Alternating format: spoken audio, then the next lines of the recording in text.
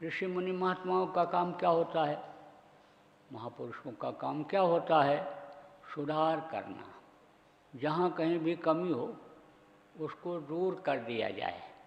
जैसे इंजीनियर होते हैं कल कारखाने में, तो इंजन स्टार्ट करते हैं, देखते हैं घूम करके, और उसमें कोई कमी होती है, कोई नट बोल्ट ढीला होता है, या कहीं कोई उस जगह पर नट बोल्ट फिट नहीं होता है, गलत लग गया है, तो उसको तुरंत बदल देते हैं।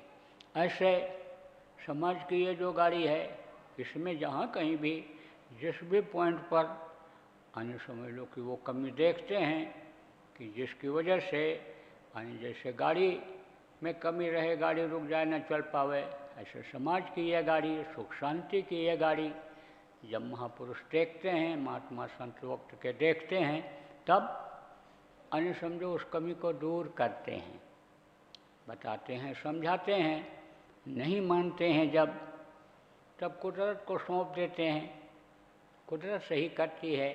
एक सिस्टम बना हुआ है, आप समझो कि जैसे सजा देने का, जैसे मदद करने का एक सिस्टम बना हुआ है। पहले छोटे लोग, छोटे कर्मचारी, फिर बड़े कर्मचारी, फिर और बड़े कर्मचारी, इस तरह से ऐसे ही यानी एक सिस्टम यह है। तो आपको आज के दिन मुख्य रूप से ये समझने की ज़रूरत है कि कोई कितना भी बलवान हो, धनवान हो, जिसको इज्जतदार कहते हैं, मान प्रतिष्ठा वो कहते हैं, मान प्रतिष्ठा वाला हो, लेकिन अगर अत्याचार अन्याय करेगा, अगर प्रकृति के भगवान के नियम के खिलाफ काम करेगा, तो जैसे रावण का हर्ष हुआ, विनाश हुआ, ऐसे विनाश अवश्यंभावी।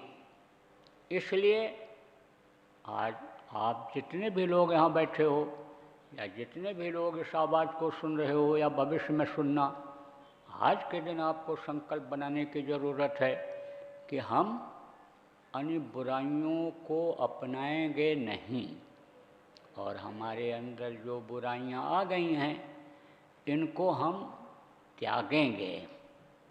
आप देखो यही हाल जैसे नरकासुर का हमने आपको बताया कि वो भी अत्याचारी था, औरतों को कैद कर रखा था, और उसका भी विनाश हुआ।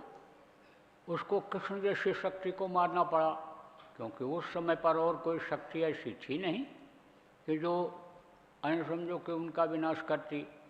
आप देखो अन्य बहुत प्रभावशाली थे। कौन? कौरवों 11 अक्षौणी सेना थी उनके पास। वो बड़े बड़े प्रभावी लोग, राजा महाराजा जितने थे, सब उसके दोस्त थे, मिलने वाले थे।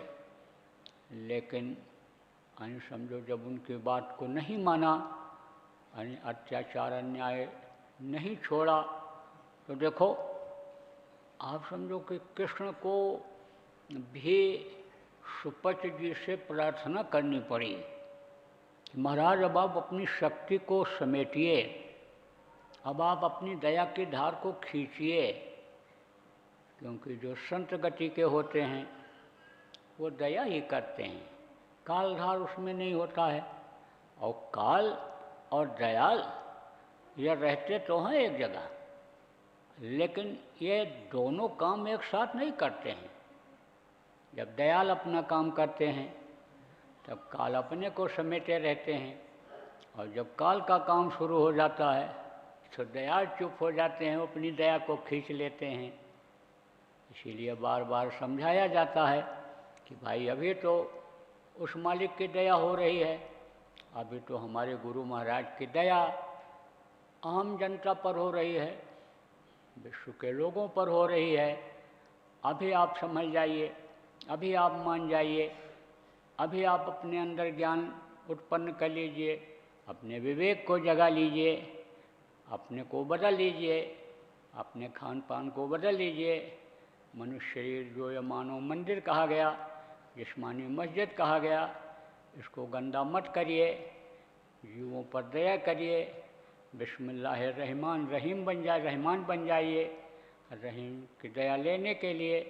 और अगर नहीं मानेंगे तो यानी वो कब तक इंतज़ार करेंगे, वो अपनी दया की यानी जो धार है वो खींच लेंगे। और जब दया की धार खींचेगी तो जो काम करने वाले हैं इनका, यानी संहार नाश जिसको कहते हैं करने वाले, उनका काम शुरू हो जाएगा।